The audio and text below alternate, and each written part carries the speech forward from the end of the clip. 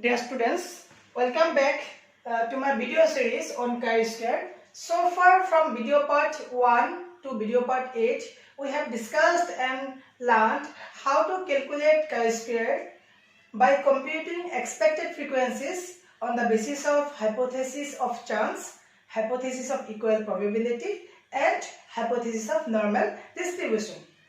In all these examples, the chi-square basically examined the significance of difference between observed frequencies and expected frequencies. Or you can say chi-square basically examined how well the observed frequencies fit with that of the expected frequencies derived on the basis of either on hypothesis of chance or hypothesis of equal probability or hypothesis of normal distribution.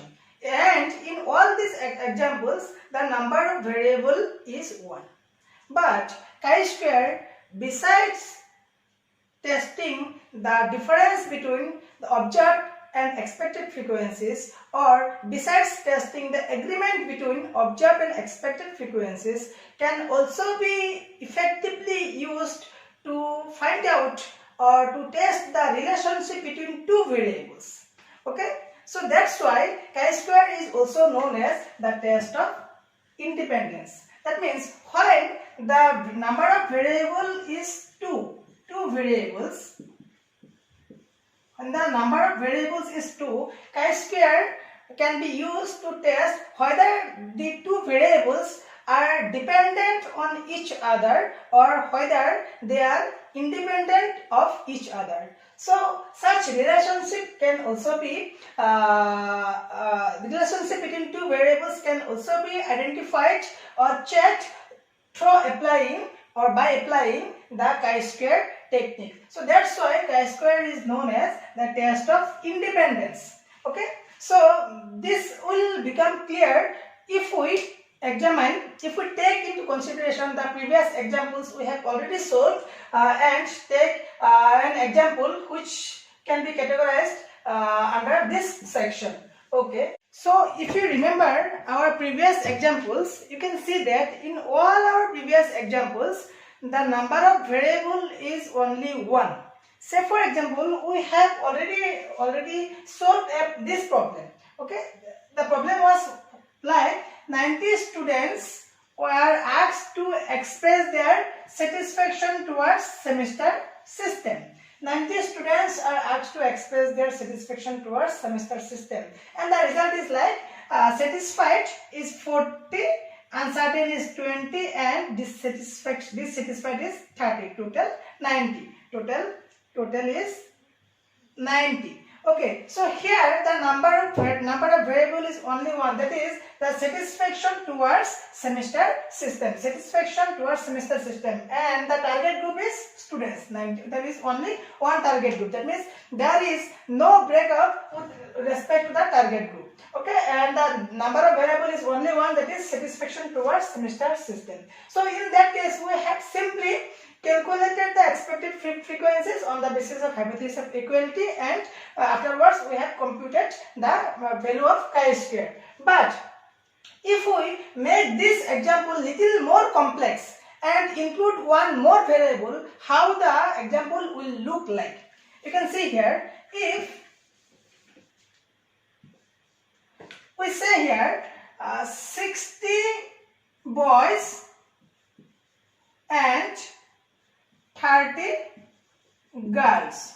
That means with respect to the students, if we make a breakup with respect to the students, we say like 60 boys and 30 girls are asked to, the total is 90. Okay, total is 90. 60 boys and 30 girls are asked to express their satisfaction towards semester system. The result will be like, with respect to students, there will be, here it will be boy, there will be girls. Okay, you can see here boy and girl. So here the total is 60, here the total is 30. Say for example 20, 10, 30, or you can say 15, 10, 5. So this is the result. So in this example, the number of variable becomes 2. The first variable is satisfaction towards semester system. This is the number of variable as in the previous example, and the second variable becomes gender, or you can say the sex. Sex or gender becomes the second variable, because with respect to the students, here we make a breakup. Okay, so the breakup is on the basis of sex, so sex becomes the second variable. So here two variables becomes, one is sex, variable 1 is sex, and variable 2 becomes satisfaction. Satisfaction towards semester system. So these are the two variables. So how we will test the difference between these two variables? Okay, so chi-square can be used to test the relationship between these two variables. That means whether the satisfaction of the students towards semester system is dependent upon sex or gender, can also be identified by applying chi-square test. Okay, so if this is the result for boys and this is the result for girls. So after calculating, if we see that the satisfaction of the boys is significantly different from the satisfaction of the girls, satisfaction of the boys is significantly different from the satisfaction of the girls, then we can say that there exists significant difference between boys and girls, and ultimately we can say that satisfaction is dependent on gender. That means if the satisfaction of boy and satisfaction of girls are significantly different, then we can say this second variable is dependent on the first variable. That means the satisfaction towards semester system is dependent on gender. Or if after calculation we see no significant difference between boys and girls, that is there is no significant difference between boys and girls in their satisfaction towards semester system, the difference is not significant, then we can say the two variables are independent. Two variables are independent. That means one is not dependent on another. But if we find significant difference between these two groups, we can say like the one variable is dependent on another variable, or in this case we can say satisfaction towards semester system is dependent upon gender of the students. But if there is no significant difference, we can say that the two variables are independent of each other. That's why chi-square is known as a test of independence. That means whether chi-square is used to test whether the two variables are dependent on each other or independent of each other. That's why I have said to you earlier that chi-square, besides testing the significance of difference between observed and expected frequencies, it can also be effectively used to test the relationship between two variables. That means what is the relationship between the two variables, whether they are dependent on each other or independent of each other. Okay, I hope you understand. So far we have understand how chi-square is used as a test of independence. That means in case of two variables, how chi-square is used to examine the relationship between two variables. That means chi-square how test whether one variable is dependent on another variable. So let us take an example and solve the problem. So here you can see the problem is 100 boys and 60 girls. Okay, so 100 boys and 60 girls were asked to select one of the 5 subjects. Subjects are, say for example, A, B, C, D, E. These are the 5 subjects. So 100 boys and 60 girls were asked to select any one of the 5 subjects. They have to select any one of the 5 subjects. And the result is like, for boys, subject A is chosen by 25 students, 25 boy students. Subject B is chosen by 30 boy students. Subject C is chosen by 10 boy students. Subject D is chosen by 25 boy students. And subject E is chosen by 10 boy students. So this is the total number of boy students. So 100 these are the 100 boy students, and they have chosen the 5 subjects like this. Okay, so similarly in case of 60 girl students, Subject A is chosen by 10 number of girls, subject B is chosen by 15 number of girls, subject C is chosen by 5 number of girls. Similarly, D is chosen by 15 number of girls and E is chosen by 15 number of students. Total is 60. So now we have to test whether the choice of the subject is dependent upon the sex of the students. Whether the choice of the subject is dependent upon the gender or sex of the students. We need to examine whether the choice of the subject is dependent upon the sex of the students. So this becomes the observed frequency for boys and this becomes the expected frequency for boys. So in this example, the number of variable is 2. First variable is subject. These are the 5 subjects. So in case of subjects, there are 5 categories: A, B, C, D and E. So first variable is subject, and in case of subject, there are 5 classification, and the second variable is gender. Second variable is gender. And in case of gender, there are 2, as you know, boys and girls. So we have to test whether this choice of the subject, that means the first variable, is dependent upon the second variable, that is the gender. Whether the choice of the subject, that means the first variable, is dependent upon the second variable, that means the sex. Okay.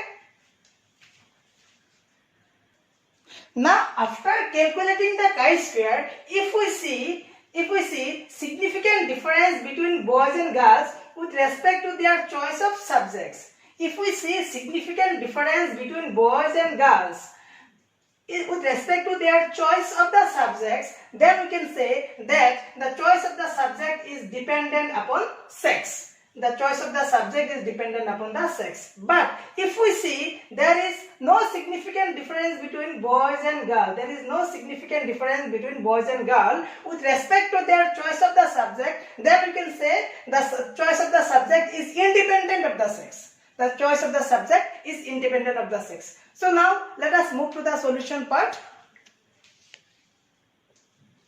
So our first step, you can see here, formulation of null hypothesis. We can set or formulate the null hypothesis like this: there is no significant difference. There is no significant difference between boys and girls in their choice of subjects. There is no significant difference between boys and girls in their choice of subject. মানে subject choiceৰ ক্ষেত্ৰত ল'ৰা আৰু ছোৱালীৰ মাজত কোনো ধৰণৰ significant difference নাই. Or as per question, if you want to write or formulate the null hypothesis, you can write like: the choice of the subject is independent of the sex of the students. It is independent of the sex of the students. That means by saying this also, you have nullified the difference between boys and girls with respect to their choice of the students, because in question it is asked that to test whether the choice of the subject is dependent on the sex of the students, whether the choice of the subject is dependent on the sex.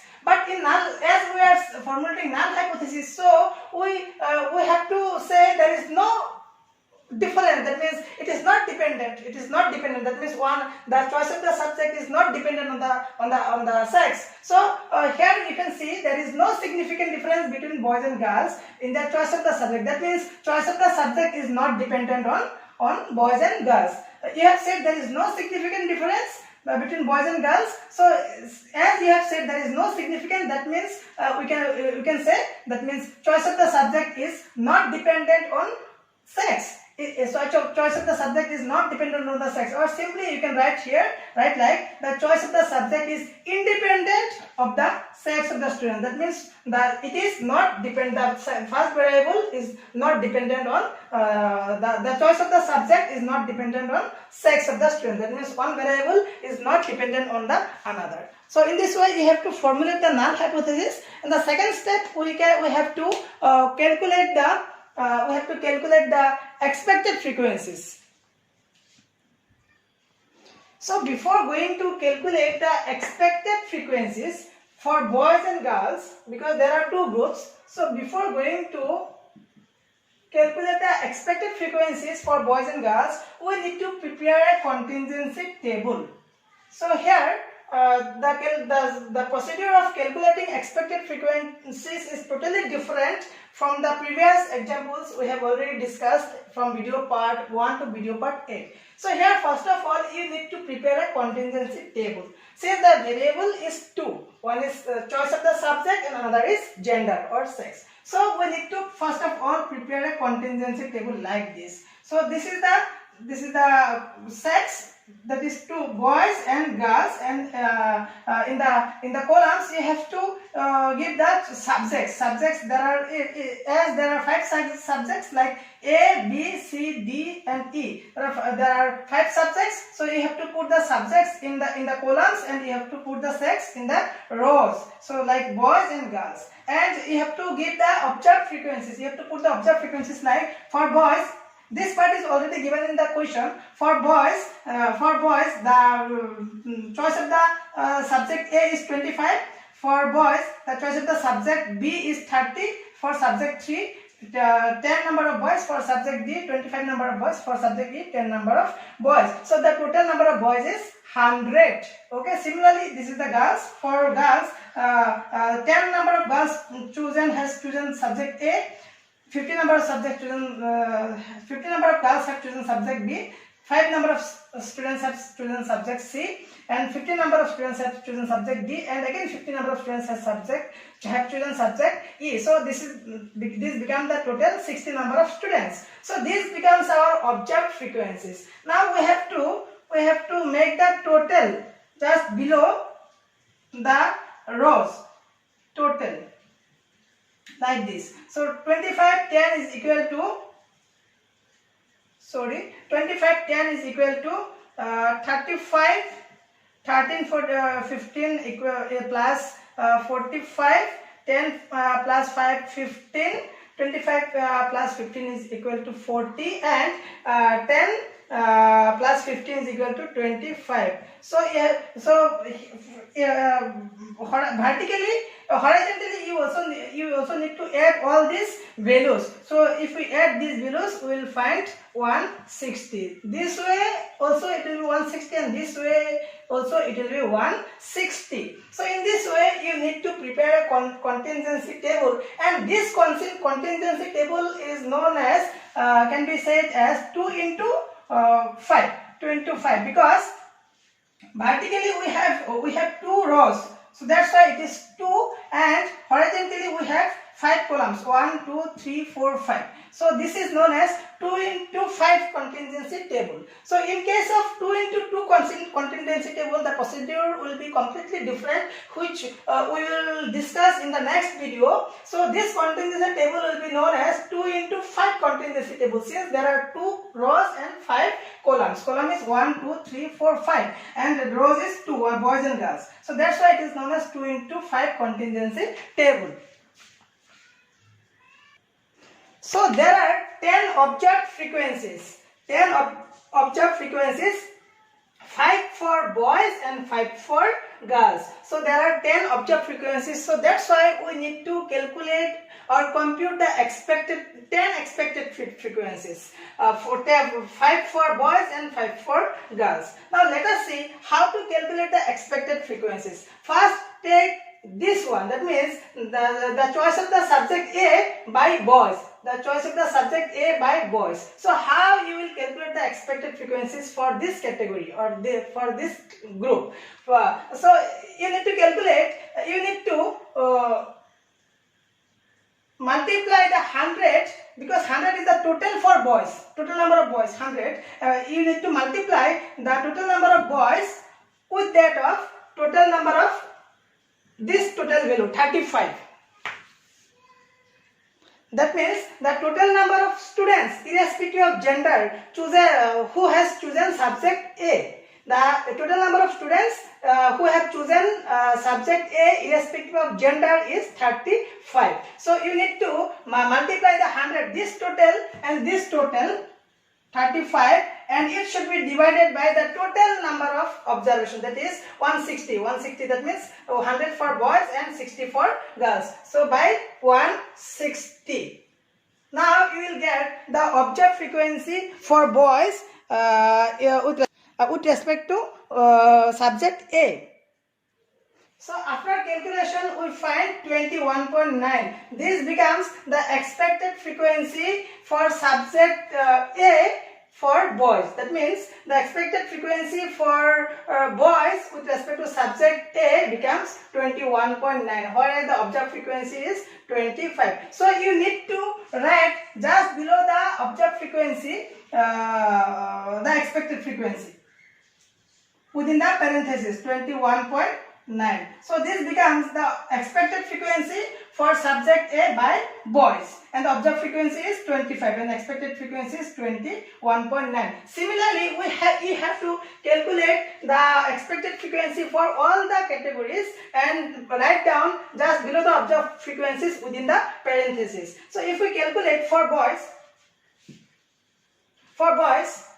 if we calculate the observed frequency for subject B, how we will calculate? We have to give the total number of boys, that is 100. This 100, it should be multiplied by total number of students who have chosen the subject B irrespective of gender, that is 45 into 45. It should be divided by 160, and if we calculate, we will find 28.1. So 28.1 becomes the observed frequency for subject B of boys. So 28.1. You need to write just below the observed frequency within the parenthesis. Similarly, we have to calculate the observed frequency for subject C of boys. How you will calculate? You need to calculate by multiplying the total number of boys. That is this 100 by the total number of students who have chosen subject C, that is 15, and it should be divided by total number of observation, that is 160, and after calculation we will find 9.4. So this becomes the expected frequency for subject C with regard to boys. So this is 9.4. 9.4 you need to write here within the parenthesis, within bracket. Similarly, you have to calculate the expected frequency for subject D of boys for this category. Okay, how you will calculate? You need to calculate by multiplying the total number of boys, that is 100,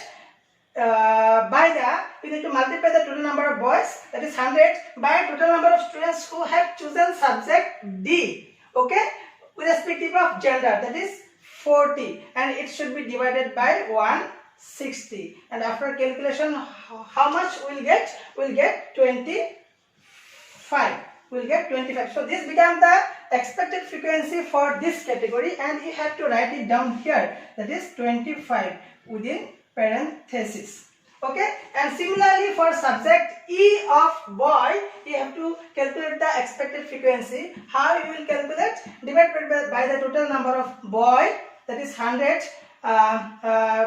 It should be multiplied by the total number of students who have chosen subject E, that is 25, and divided by 160. And after calculation, how much we will get? We will get 15.6. So this becomes the expected frequency for the subject E with respect to boys. So you need to write it down here, 15.6 within parenthesis. So in this way, we have calculated the expected frequency for different subjects with respect to boys. So similarly, you have to calculate the expected frequency for girls. So how you will calculate the expected frequency for different subject of girls? Let us see. So you have, suppose we are calculating the expected frequency for the subject A of girls. Let us write here, it is for girls. Expected frequency for girls. So for subject A, how we will calculate? We have to multiply the total number of girls, that is 60. Total number of girls, that is 60, by total number of students who have chosen A irrespective of gender, that is 35. So 60 multiplied by 35, and it should be divided by 160. So after calculation, we will get 13.5. 13.1. So this become the expected frequency for subject A with respect to girls. So you need to write it down here. 13.1. You need to write it down here. Here 13.1. It is including within parenthesis. Now for subject B, similarly you have to calculate the total number of girls.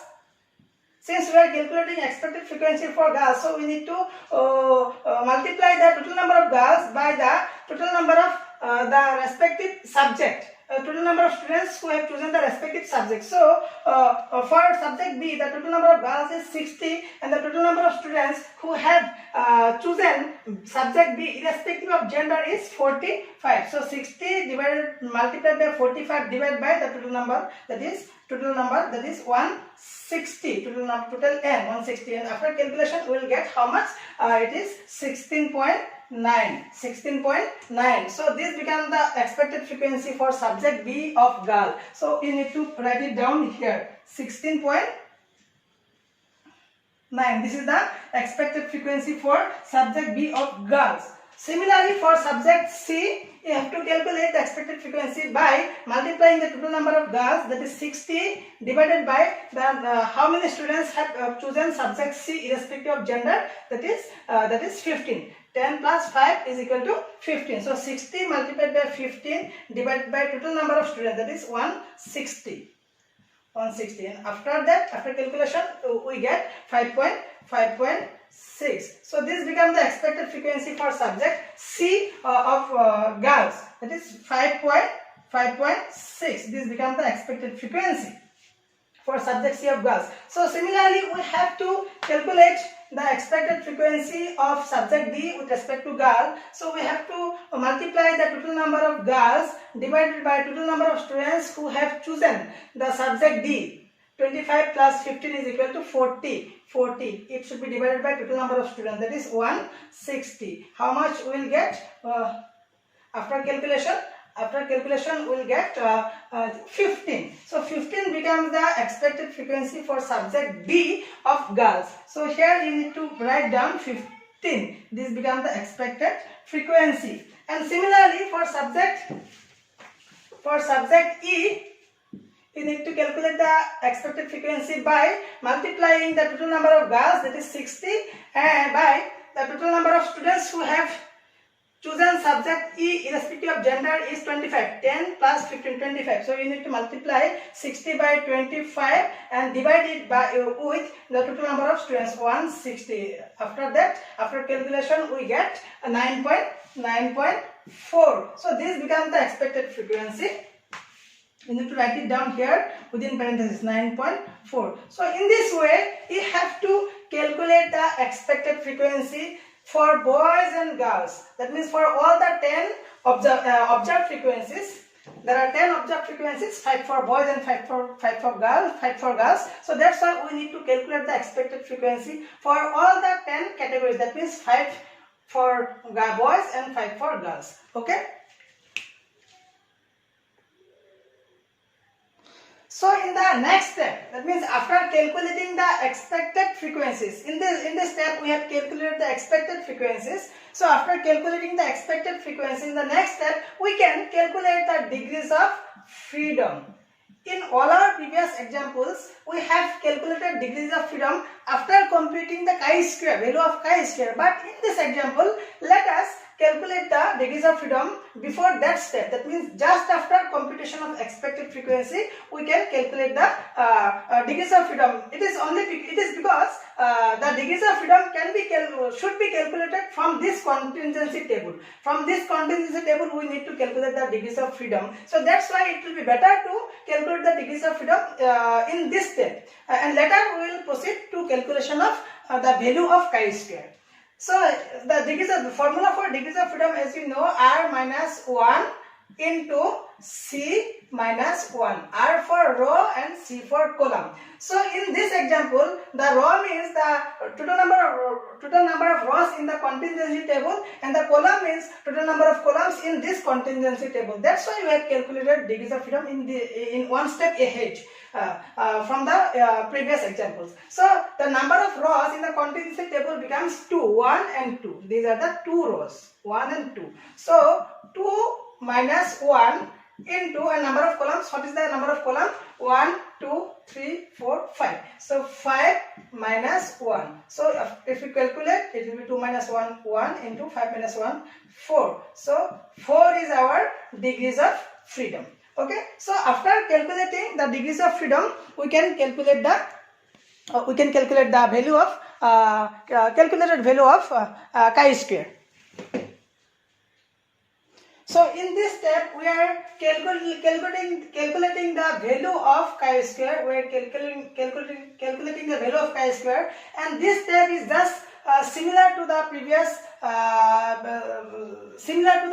steps as shown in the previous examples. So in the you have to prepare the table like this. In the first column, you have to give the categories. There will be 10 categories: 5 for boys and 5 for girls. That means boy A, boy B, boy C, boys D, boys E. And again, girls A, girls B, girls C, girls D, girl E. These are the 10 categories. And even if you don't wish, then you cannot may not even write this category. You can start from this column. Okay, you can start from this column. You may not write this column. Okay, in this way you have to prepare the table for calculation of the chi-square, and after that you need to put the values. So in this way you need to put the values of observed frequency for different categories, for the 10 categories, and as well as the expected frequencies. As we know, it is already given in the question. The observed frequency for subject A of boys, it is 25. For subject B of boys, it is 30. For subject C of boys, it is 10. For subject D of boys, it is 25. And for subject E of boys, it is 10. These are the observed frequencies. And again, for subject A for girls, it is 10. B for girls is 15. C for girls is 5. D for girls is 15. And E for girls is 15. So these are the observed frequencies already given in the question. And in the contingency table, in the prior step, we have calculated the expected frequencies for all the categories. So we have to, from that contingency table, you have to put here in this table. So the expected frequency for subject A of boys, as we calculate in the step before, it is 21.9. For subject B of boys, it is 28.1, and for subject C, it is 9.4, and for subject D, it is 25. And for subject E, it is 15.6. Similarly, for girls, with respect to girls, for subject A, it is 13.1. For subject B, it is 16.9. For C, it is 5.6. And for D, it is 15. And for E, it is 9.4. So in this way, we have to put the observed frequencies as well as the expected frequencies as we have calculated from the contingency table. In the next column, we have to subtract the expected frequency from the observed frequency. So if we subtract the expected frequency for observed frequency for all the categories, we will get 25 minus 21.9 is equal to 3.1. 30 minus 28.1 is equal to 1.9. 10 minus 9.4 is equal to 0.6. 25 minus 25, 0. 10 minus 15.6 is equal to minus 5.6. 10 minus 13.1 is equal to minus 3.1.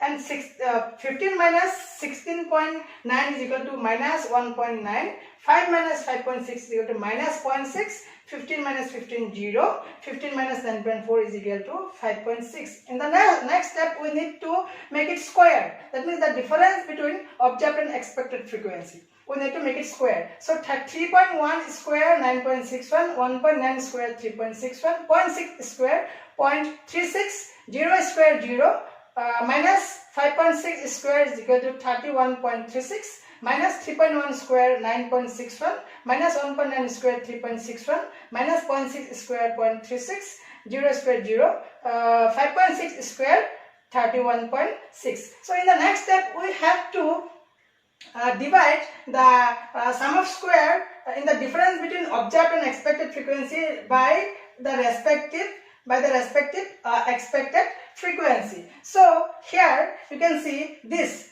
9.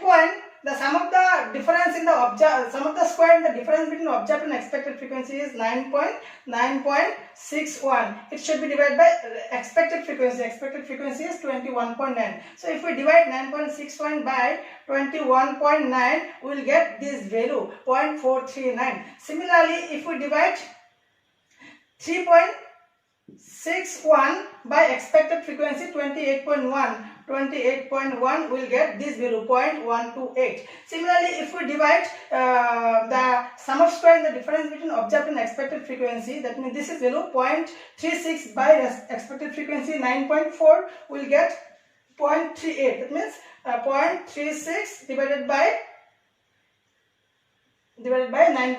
9.4 will get 0.038. Similarly, this value will become 0. In this way, we need to calculate all this. That means the sum of square and the difference between observed and expected frequency should be divided by the respective expected frequencies. So, if we calculate similarly, we will get these values for all the categories. And if we calculate all these values, if we add all these values, we will get 6.962. That means 6.962. So this becomes the value of our chi-square. That means this is our calculated value of chi-square. Now we need to check this calculated value of chi-square. We need to compare this calculated value of chi-square for 4 degrees of freedom, as our degrees of freedom was 4. So we need to check or compare this calculated value of chi-square for 4 degrees of freedom with that of the critical value of chi-square in the table. So let us see the critical value of chi-square for 4 degrees of freedom at 5% as well as at 1% level. So you can see here for 4 degrees of freedom, the critical value of chi-square at 5% level is 9.488. Similarly, for 4 degrees of freedom, the critical value of chi-square at 1% level, this is the 1% level. So at 1% level, it is 13.277. So now we have to compare this critical value with that of our calculated value of chi-square. So as we know, our calculated value is calculated value of chi-square is 6.962. You can write here. Calculated value is 6.962. Okay, that means our critical value for 4 degrees of freedom at 5% level is 9.488, and our calculated value is 6.962. That means our calculated value is smaller. It is smaller than the critical value at 5% level for 4 degrees of freedom. You can give this symbol. That means this symbol. That means our calculated value is smaller than the critical value. That means it is not significant. That means it is not significant at 5% level. Not significant at 5% level. That means the difference between boys and girls in their choice of subject is not significant.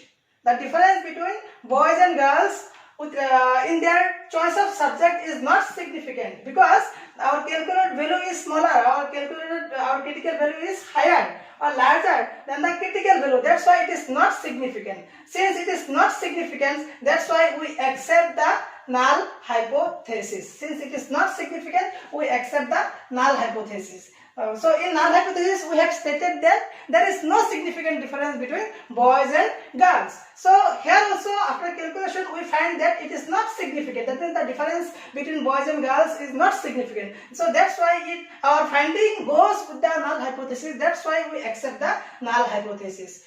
And since it is not significant, or the null hypothesis is accepted at 5% level, so that's why there is no need to test at 1% level, because if the calculated value is smaller than the critical value at 5% level, how can it be higher than the critical value at 1% level? Because at 1% level, the critical value is always higher than the critical value at 5% level.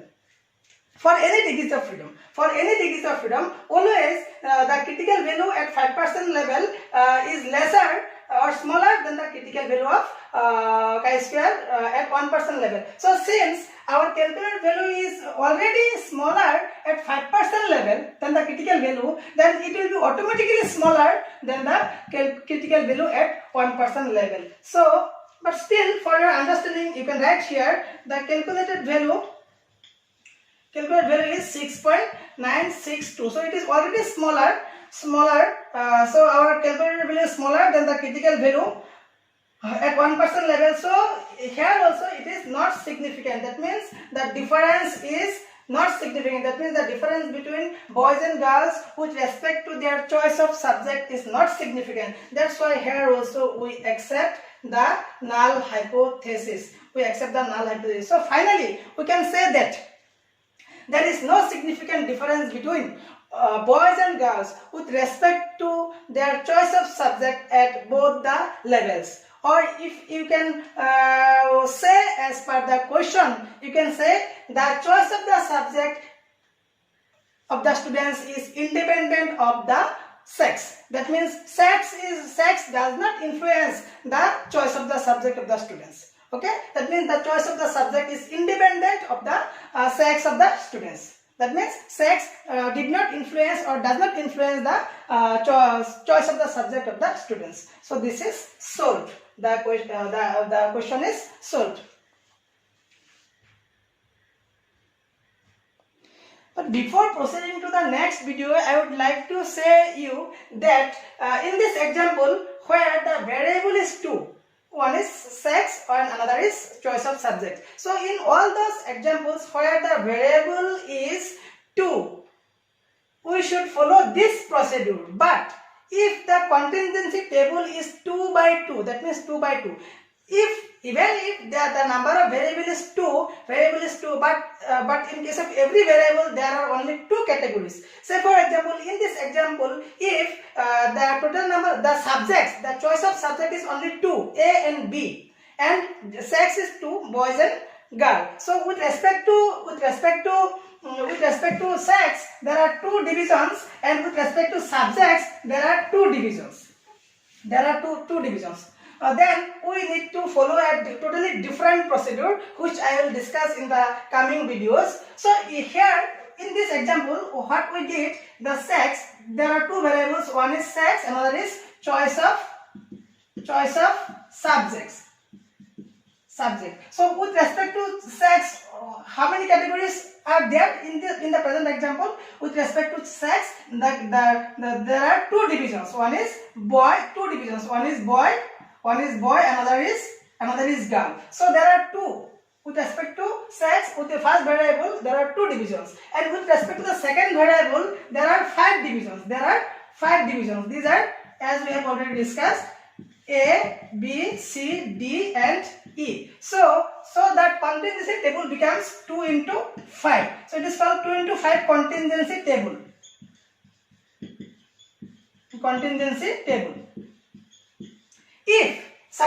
If in this example, with respect to first variable sex, there are 2 categories. One is boy, another is girl, and with respect to the choice of subject, there are only 3 subjects given. Suppose given in the exam question subjects, there are 3 subjects like A, B, and C. Then the contingency table will become 2 by 3. That means here it is 2, here it is 3. So 2 by 3. So in all those examples, 2 by 3, 2 by 3, 2 by 4, 2 by 5, 2 by 6. So in similar examples, we should follow this procedure for calculating the chi-square. But even if the number of variables are 2, that is, say for example, sex and choice of subjects, but there are only 2 divisions in both the variables. Say for example, in case of sex, there are 2 divisions. One is boy, another is girl, and in case of choice of subject also, there are only 2 choices. Suppose, say for example, A or B,